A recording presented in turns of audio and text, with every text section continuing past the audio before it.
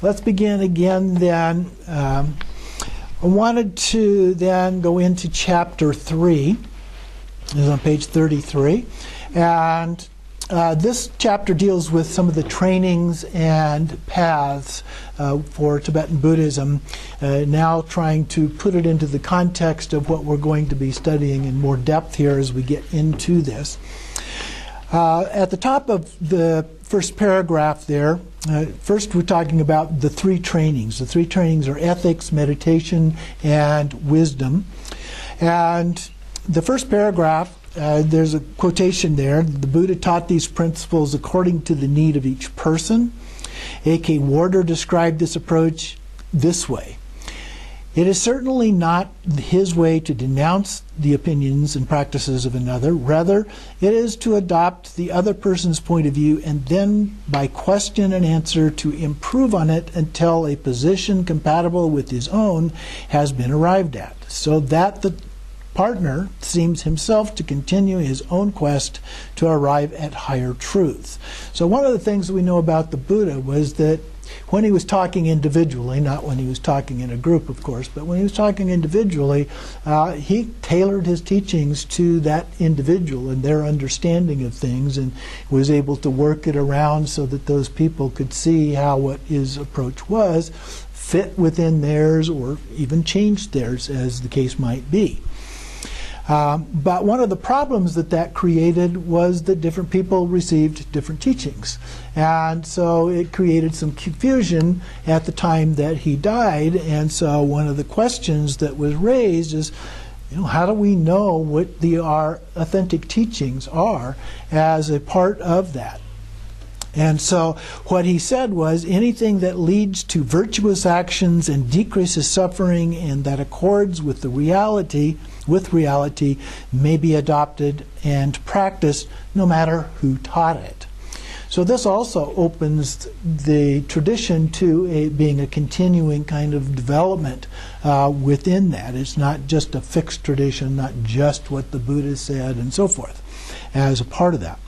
One of the pieces that I find very helpful to that, I've included here, and you'll find it in other places in the book, are the 4 reliances. He taught, rely on the teaching, not the teacher. Okay? That's what is said, not the person. Rely on the meaning of the teaching, not the words that express it. Rely on the definitive meaning, not the provisional meaning. And rely on transcendent wisdom of deep experience, not ordinary knowledge. So that's a pretty good guideline in terms of how we go about trying to understand these things. We begin in the beginning with the teaching and the teacher, but we focus on the teaching, and then as we move along, we begin to understand the meaning of that. As we move along from that, more the definitive meaning of that, and then as we move along, we get to a point of transcendent wisdom based on direct experience. So that's the way to go through our understanding of these concepts. Excuse me. So then there's a description a little bit about each of these 3 trainings. The first one is ethics. Ethics has to do with what's right or wrong, good or bad, and so forth. There's a variety of different theories, and even within the 4 main paths that we're going to be looking at, there are some differences. But usually you could think of it as a pyramid. And so the ones that show up the first become the foundation. The next ones are added on top of that. So it doesn't mean that we throw out the previous teachings. It's that we add additional things to that as we go through each of these different teachings. So it presents a new level of understanding, a new level of complexity, as well as sophistication involved in that. But there are places where it will appear to contradict each other a little bit as a part of that. One of the things to keep in mind in terms of ethics is the approach used here is a little bit like what in the West we have called situational ethics, that it depends on the circumstances and the situation as to what is good or bad. There aren't fixed rules. And so one of the things to think about is that these are more like guidelines And yes, you need to follow those as best you can, but occasionally things come up that would cause us to take a different action than what is described in some of these lists that we have. Next is meditation.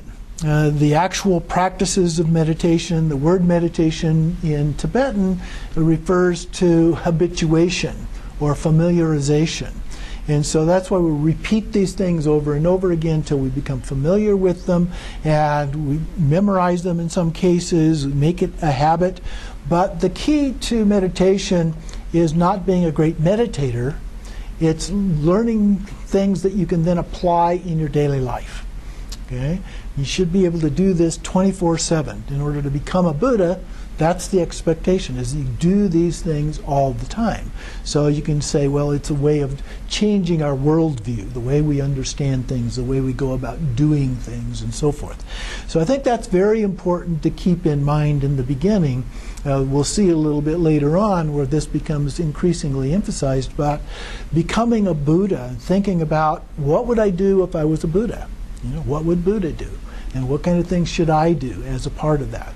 And so that is the key to all of these practices, is doing your best to actually be a Buddha, the same or at least similar to that. Then the wisdom aspect. Here, we think of wisdom a lot of times a little bit like the wisdom of Solomon in the Bible or something like that, or being an expert in an area, having an area of expertise and that kind of thing. But the way the word is used in Buddhism is something referred to as transcendent wisdom. It's a direct experience rather than a cognitive kind of an understanding of that.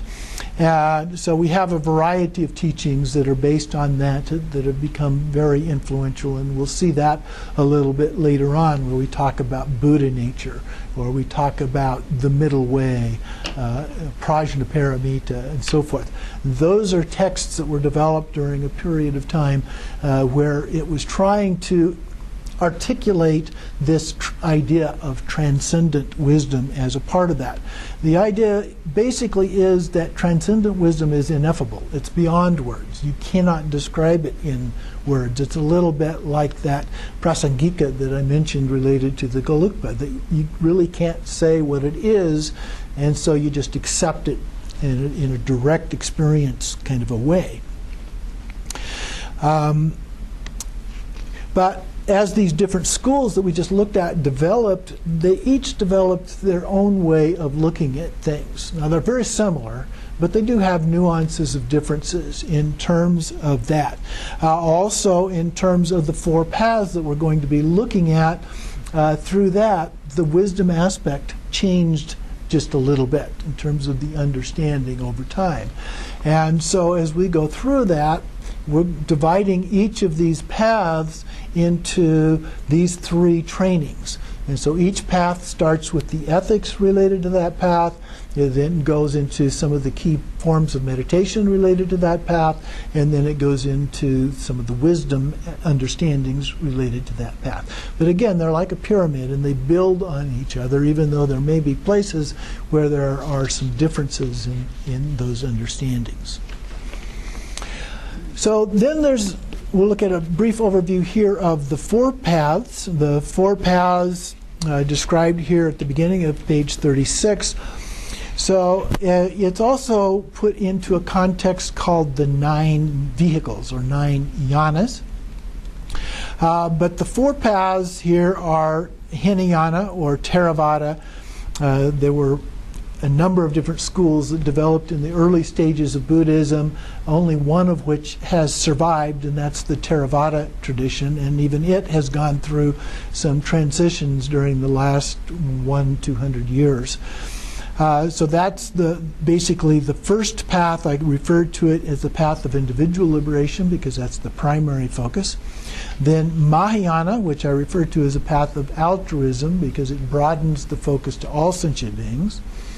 And then the Vajrayana, which is the path of Tantra, which involves more emphasis on the deity yoga aspect that we see beginning to develop in Mahayana. There are many other forms of Buddhism that are a part of the Mahayana. Zen is probably the best known of those, but there are a wide variety. You can go to the internet and Wikipedia, and if you look at Mahayana, you'll get a list of a couple pages long of the different forms that have developed as a part of that. And then also in the Vajrayana, we have the Dzogchen tradition, which is the fourth path that we're going to look at. And I've broken it out separately in this book, primarily because the practices and the understandings and so forth are so different from the rest of Vajrayana tradition that I thought it was important to give it its own degree of focus in those regards. But just keep in mind that it is typically thought of as a part of the Vajrayana tradition overall. So here's a listing of those 9 vehicles at the bottom of the page here. We have the Shravakayana. The Shravakas are known as hearers. They're mostly the monks and nuns as a part of that, so they're listening to the teachings and doing some practices, some of which are mentioned here, but I won't go through all that detail. The Pratyeka Buddha, these are solitary realizers, so these are mostly the yogi tradition, yogis and yoginis in this tradition. And then we have the path of altruism. This is the Mahayana. So in all its variety of different kinds of things as a part of that, the focus on the Bodhisattva ideal. Here, the Bodhisattva ideal is to attain enlightenment for the benefit of all beings, so that's that expansion, the altruistic aspect of that. Then the path of Tantra, it's broken down into 2 main parts, what are referred to as outer tantras and inner tantras. The outer tantras have a fairly significant emphasis on purification aspect, whereas the inner tantras are focused more on transformation.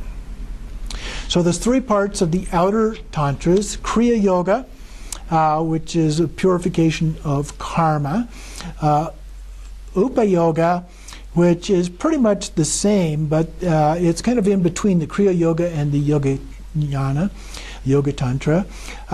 Yoga Tantra or Yogayana is a focus. One of the ways of breaking these 3 out is that the Kriya Yoga kind of looks at the deity as being superior to yourself. And the Upa Yoga, you look at it more as being a friend or a helper. And then in the Yogayana, it's more, you look at the deity in terms of its ourselves as being that deity. So we go through those transitions. Now, it's not that hard and fast. These categories were developed after a lot of the teachings were. And so it's a little bit like putting a round peg in a square hole sometimes in terms of trying to make these things actually fit this. But you get an idea of the overall way these are developed. Then the inner tantras are the highest yoga tantra. This is a way that it's often referred to here, the transformation. And again, there are 3 stages. The first is Mahayoga, which is the generation stage aspect of these paths, generating the deity, and then the visualization and practice of the deity practice. Then the Ana Yoga is the completion stage, where then you begin the inner aspects like the 6 yogas aspect or 6 dharmas aspect in terms of the practices. And then the next one is the non-dual stage called Ati Yoga or Dzogchen. So this is considered to be the highest level. This is the non-dual stage or non-conceptual pure awareness as a part of that. So we go through these stages in terms of development of our practices as a part of this. Then just a brief overview of the way that these practices are structured in the book. And so a little bit more specifically. So the path of individual liberation, I mentioned the original 18 schools, with Theravada being the only one that survived that. It includes shamatha and vipassana as the two main practices. Shamatha being a single-pointed, calm abiding kind of a practice, whereas vipassana means special insight, so it's more of an understanding, more of a conceptual or analytical kind of a meditation. And it also includes the yogi tradition, the solitary realizers, if you will. So lay practitioners certainly are a part of this, and in the teachings of the Buddha,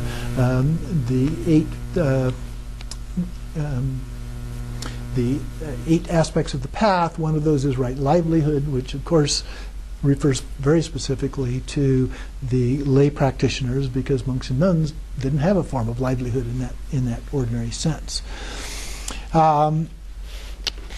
So this then, the individual liberation, becomes the basis or the foundation, if you will, for everything else. So it is very important that we understand that foundation. In fact, at the last paragraph, His Holiness Dilgo Khyentse Rinpoche has said whenever he encountered practitioners on this path, that he would fold his hands in the mudra, and he would say something like, how fortunate we are to still have a banner of Shakyamuni Buddha, the lion of the Shakya Sangye. And so he would always show respect for this aspect of the tradition. Next, in the path of altruism, I mentioned the Bodhisattva, and there are specific vows associated with that. I sometimes give those vows if people have not taken refuge or they've not taken the Bodhisattva vows in teaching this class. I sometimes give those vows as a part of that. So the idea is serving other people above our own selves as a part of that.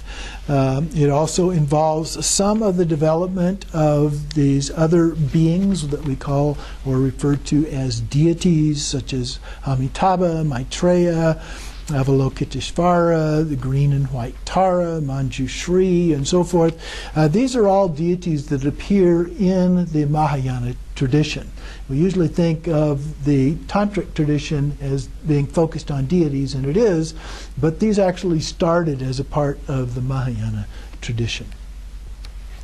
The bodhicitta thing, bodhicitta actually translates as the mind or heart of enlightenment.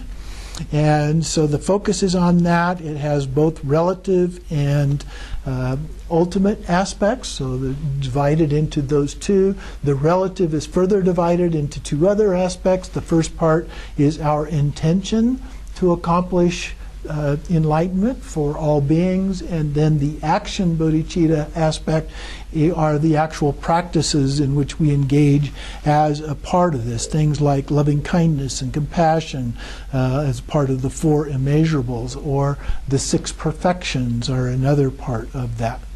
In terms of ultimate bodhicitta, that is the transcendent wisdom that I just mentioned a little bit before. So then it goes through a little bit of the description of the six perfections and Buddha nature, which is a part of the wisdom aspect of that, the Buddha nature, and some of the other practices, the middle way and the transcendent wisdom, or the Prajnaparamita teachings, are all a part of that as well. Then on the path of Tantra, for Tantra, the main focus is on the deity practices as a part of that. Some cases, those deities have consorts, and so we have them, we visualize them being together in union. The main deity can be either male or female. The consort can also be either male or female as a part of that. In the tradition, this was developed in a way in which these were dominated by women in terms of the culture and how this was done in the context of a very patriarchal society. So sometimes they would go off into the forest to do these practices. They might eat meat, drink alcohol, take drugs, have sex outside of marriage, all things that contradicted the rules of society, if you will. Reminds me a little bit of the 60s and 70s and some of the things that were going on at that time. But it's also a time when the female goddess, so to speak, was beginning to become much more prominent in the culture.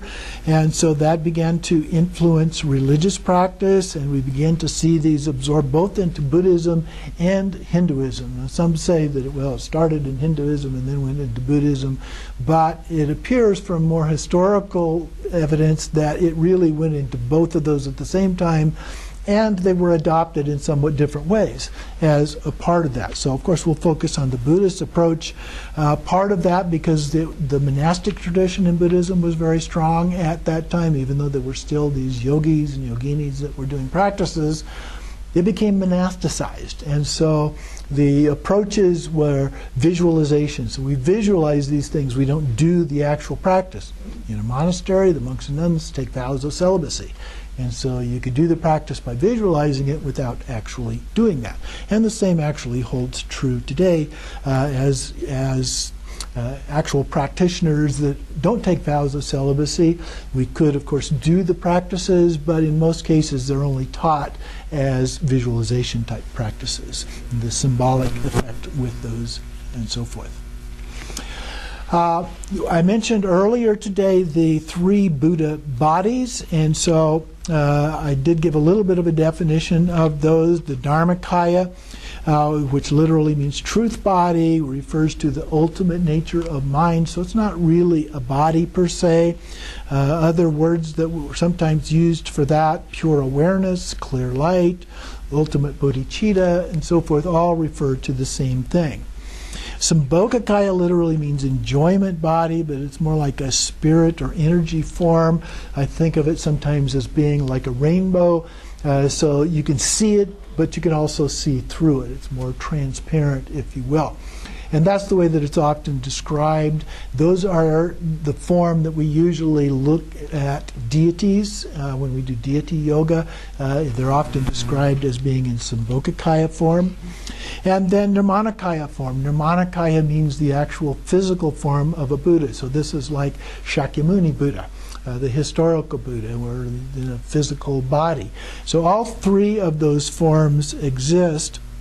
There is also, you might run across a word called Rupakaya, which also means the form body of a Buddha, but in this case it incorporates both the enjoyment body aspect of the Sambhogakaya and the Nirmanakaya. So those two combined together. So that's another term you might see as a part of that. And then the last of these 4 paths is the path of great perfection, or Ati Yoga. And very similar practices to Mahamudra in the new schools, and then in Nyingma practices this practice of great perfection, or Dzogchen, as a part of that.